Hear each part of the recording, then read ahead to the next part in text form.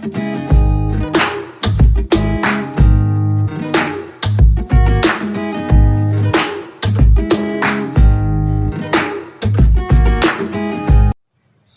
प्यारे बच्चों, आज का लेक्चर पूरा थ्योरेटिकल लेक्चर है। वास्तव में ये डेफिनेट इंटीग्रल का ज्योमेट्रिकल इंटरप्रिटेशन है। ये लेक्चर बहुत आईएमपी लेक्चर है, जिससे हम समझेंगे कि डेफिनेट इंटीग्रल की ज्योमेट्रिकल प्रॉपर्टीज क्या क्या हैं। तो कॉपी पेन निकाल लीजिए और रोज की तरह मेरे साथ शुरू हो जाइए। हेडिंग लगाएंगे ज्योमेट्रिकल इंटरप्रिटेशन।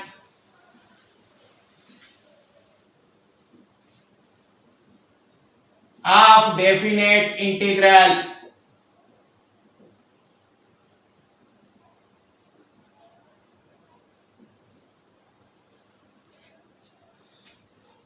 तो पॉइंट नंबर 1 लिखेंगे, let y is equal to F x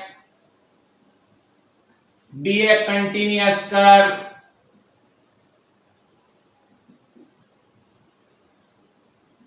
on the interval AB, then integral a to b fx dx gives the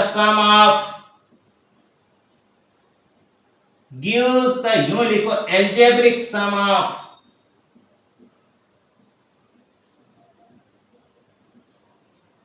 areas bounded by the curve y is equal to fx, the lines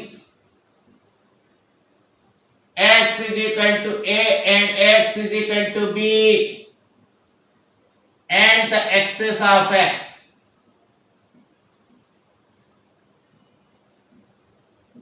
माने वास्तव में integral fx dx क्या है? तो सोचो y is equal to F x एक continuous curve है। बना के देखें। ये सपोज करो कि हमारे पास y is equal to F x का ग्राफ बना हुआ था। ये सोचो x is equal to a है, ये x is equal to b है। देखना, इस curve y is equal to F x इन लाइंस और x एक्सिस से बंधा हुआ एरिया हम ये बोल सकते हैं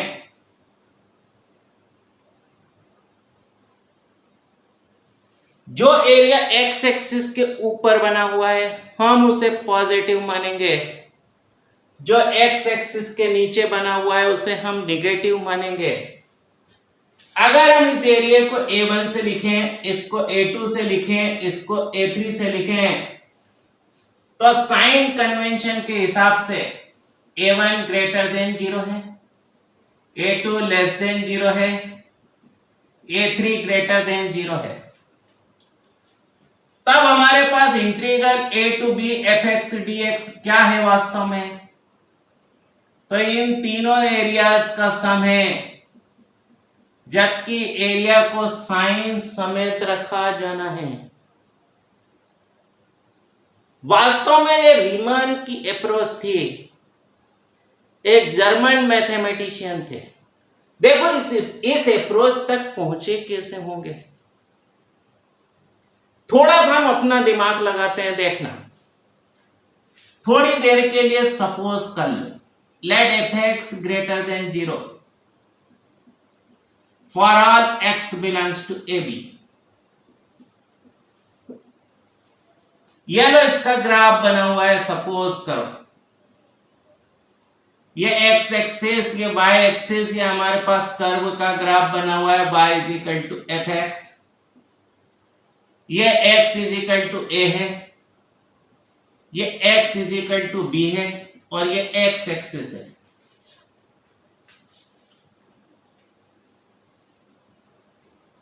हम चाहते हैं कि हम इस एरिया को कैलकुलेट करें। हम क्या चाहते हैं कि जो ये शेडेड रीजन बनाया है हम इस एरिया को कैलकुलेट करना चाहते हैं। वी हैव टू फाइंड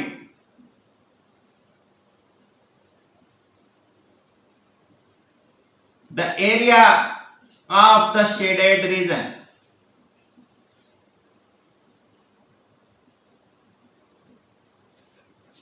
तो एक काम करो, इस रीजन को दो बराबर बराबर टुकड़ों में डिवाइड कर दो।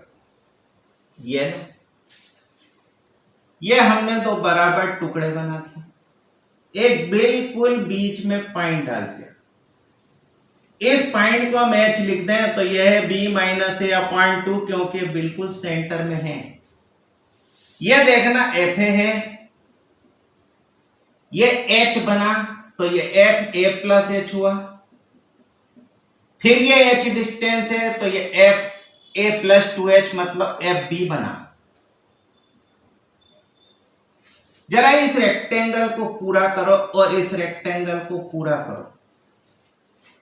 इन दो रेक्टेंगल के सम को देखोगे तो दिखता है कि हाँ थोड़ा थोड़ा एरिया जो हम चाहते हैं वो बनते जा रहा है,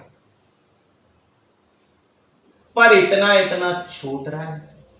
एक काम करें, इस रीजन को हम बिल्कुल 4 बराबर टुकड़ों में तोड़ देते हैं।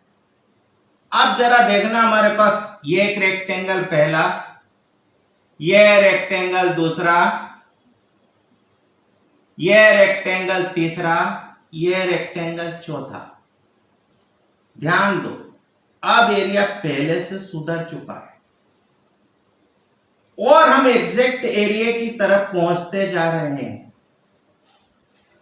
हम देखते हैं कि अगर हम नंबर ऑफ रेक्टेंगल्स बढ़ाते जाते तो ये एरिया बिल्कुल एग्जैक्ट और एग्जैक्ट और एग्जैक्ट होता जाता। क्या करें, हम इसको n रेक्टेंगल्स में तोड़ देते हैं। चलो साहब हम फिर से ग्राफ बनाते हैं इसका। देखना अभी,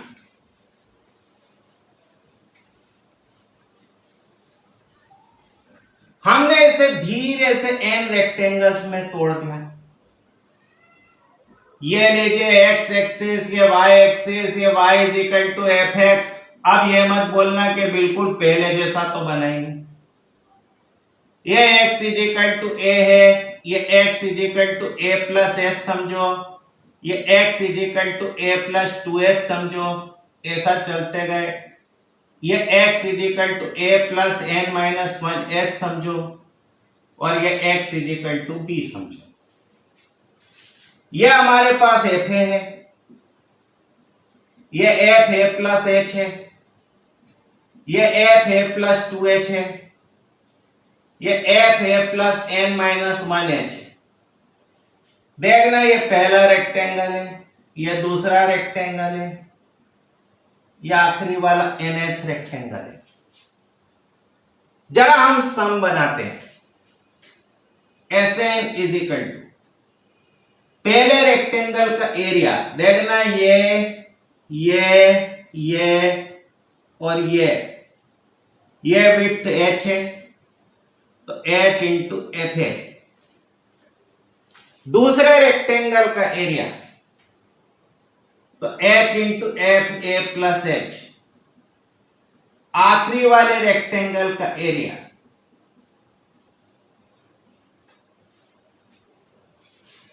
हमने क्या कहा था कि नंबर ऑफ रेक्टेंगल्स इंक्रीज करते जाते तो जो एरिया हम चाहते हैं वो बनते जाता। सोचो अगर हम इनफाइनाइट रेक्टेंगल्स बना देते तो एग्जैक्टली यही एरिया मिलता।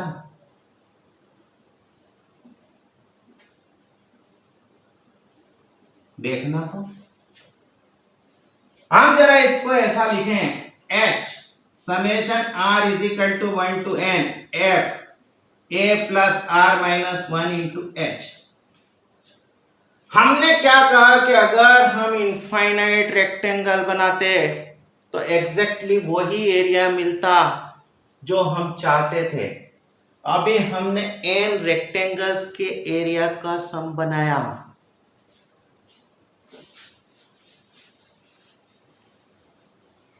Therefore, ऐसा लिख सकते हैं required area is equal to limit n tends to infinity Sn is equal to limit n tends to infinity h summation r is equal to 1 to n f a plus r minus 1 into h। देखना जैसे जैसे n infinity होते जाएगा मतलब number of rectangles बढ़ते जाएंगे तो ये विड्थ 0 होते जाएगी। तो ये लिमिट ऐसी लिखी जा सकती है h, जहां क्या था h हर रेक्टेंगल की विड्थ थी। देखना यहां से लेके यहां तक हमने बराबर बराबर n टुकड़े बनाए थे, तो h को हम ऐसा नहीं लिख सकते थे b minus a upon n। इसी सम को नोटेशन दिया गया integral a to b f x D x. तो वास्तव में इंटीग्रल a से लेके b f x D x क्या देता है?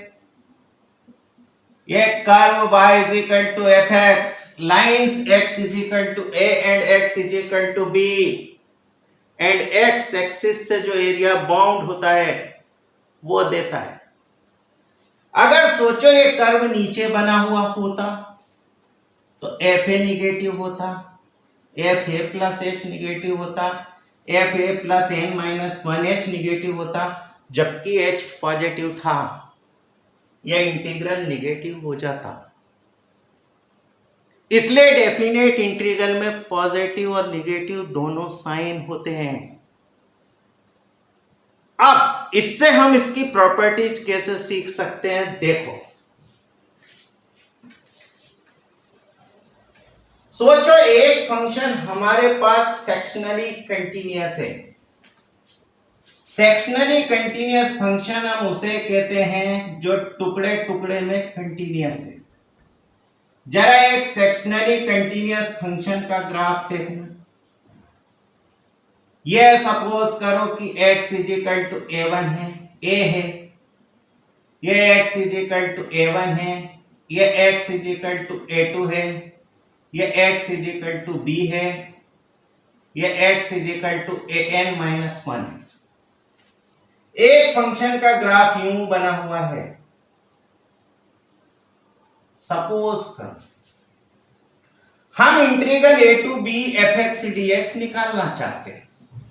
मैंने वास्तव में हम क्या करना चाहते हैं, हम इस एरिया को इवेल्युएट करना चाहते हैं।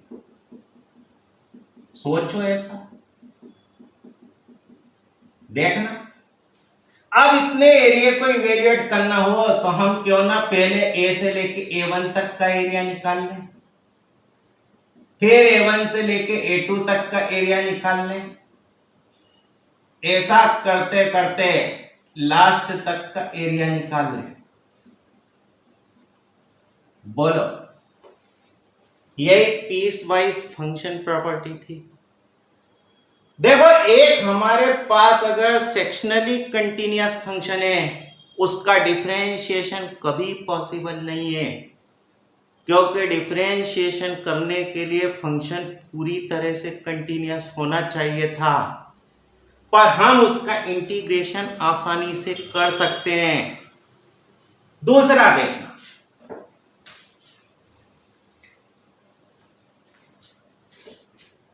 सपोज करो कि एफ एक्स और जी एक्स दो कंटीन्यूअस फंक्शन ऐसे हैं कि F x less than equal to A G X से for all X belongs to A. जरा ग्राफिकली इनको बनाकर देखें। ये एक्स एक्सिस है, ये वाई एक्सिस है। ये सोचो कि x is equal to a है, ये x is equal to b है, ये एफ एक्स का ग्राफ बना हुआ है और ये जी एक्स का ग्राफ बना हुआ है। देखना F X always less than equal to ji X था, तो जो जी एक्स वाला एरिया है integral A to B ji x D X, वो इस एरिया को देगा कि नहीं? जो A to B F x D X होगा वो इस एरिया को देगा कि नहीं? बताओ तो एफ एक्स वाले से बंधा एरिया जी एक्स वाले से बंधे एरिया की तुलना में कम है कि नहीं? तो हम यूं नहीं लिख सकते कि integral A to B F x D x always less than equal to integral A to B ji x D x. माने अगर हमारे पास ऐसा है कि F x less than equal to ji x है, तो हम आसानी से लिख सकते हैं कि integral A to B F x D x always less than equal to integral A to B ji x D x है। देखो ये प्रॉपर्टीज इनइक्वालिटी सॉल्व करने में बहुत काम में आती हैं। जरा आप देखें तीसरी, देखना हम ऐसा लिख सकते हैं कि फंक्शन एफ एक्स कभी भी उसके एब्सोल्यूट वैल्यू से बड़ा नहीं है,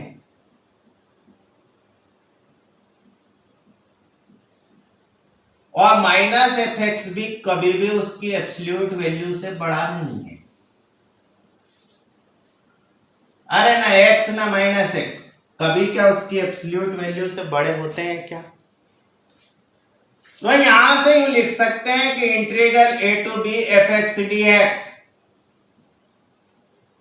always less than equal to integral A to B mod of F x D X. And ऐसा भी लिख सकते हैं कि integral A to B minus F x D x always less than equal to integral A to B mod of F x D X. या इसी को यूं जमा दे, minus integral A to B F x D x less than equal to integral A to B mod of F x D x. देखना अगर minus से multiply कर देंगे तो इनइक्वालिटी चेंज हो जाएगी। तो इसी को ऐसा लिख सकते हैं, minus integral A to B mod of F x D x less than equal to integral A to B F x D x less than equal to, इसको यहां से लिख सकते हैं integral A to B mod of F x D X. याद करो कि कभी ऐसा होता हो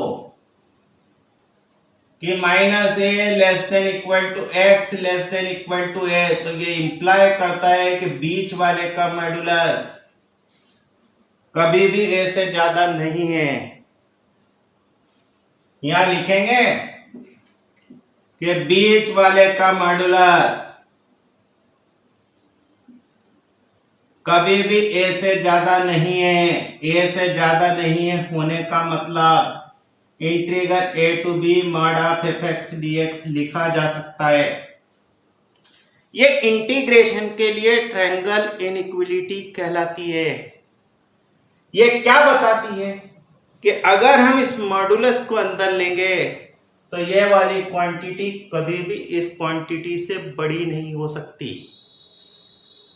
देखो एक रियल एनालिसिस में बहुत अच्छी थ्योरम है।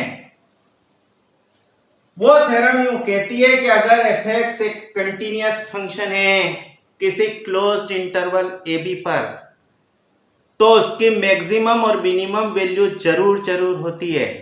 लिख दें हमेशा क्या, let F x be continuous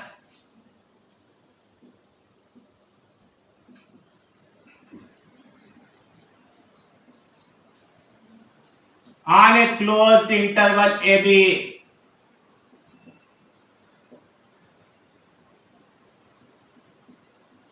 then fx must have its minimum and maximum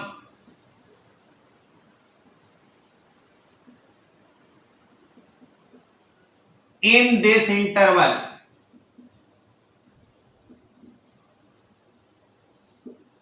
मान लेते हैं कि हम small m is equal to minimum F X है,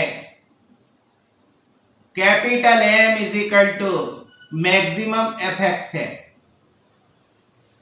तो हम लिख सकते हैं कि एफ एक्स की वैल्यू स्मॉल m और कैपिटल M के बीच में होगी, क्योंकि स्मॉल m उसकी मिनिमम वैल्यू है और कैपिटल M उसकी मैक्सिमम वैल्यू है।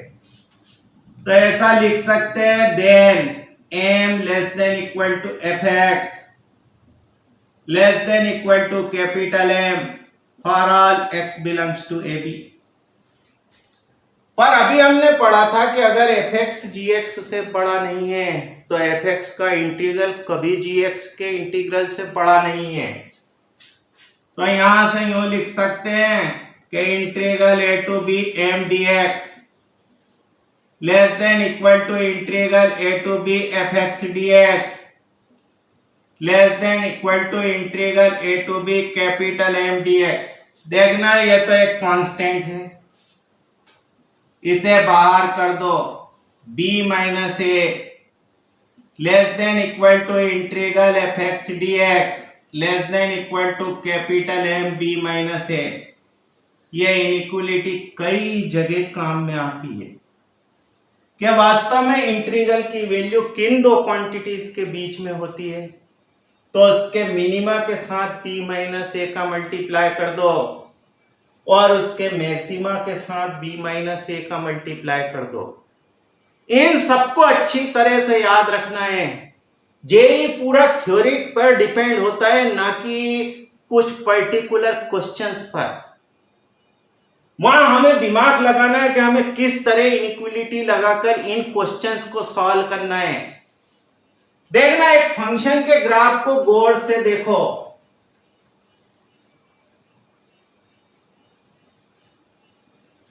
ये देखना, सपोज करो कि एक फंक्शन का ग्राफ इस तरह से बना हुआ है। ये लो, ये t है, ये 2t है, ये 3t है, ऐसा चलते जा रहा है कहां तक, nt तक। हम देखते हैं कि हर t इंटरवल के बाद ये ग्राफ बिल्कुल पहले जैसा होते जा रहा है। हम कहते हैं कि ऐसा फंक्शन एक पीरियोडिक फंक्शन है जिसका पीरियड t है।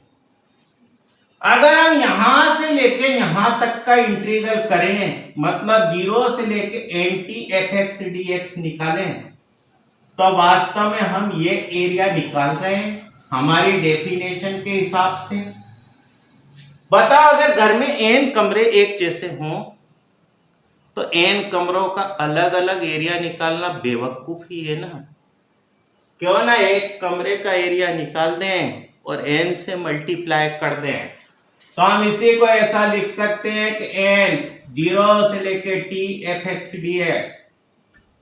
देखो, आसानी से पीरियोडिक फंक्शन का इंटीग्रेशन किया जा सकता है। ऐसी और भी कई प्रॉपर्टीज हैं।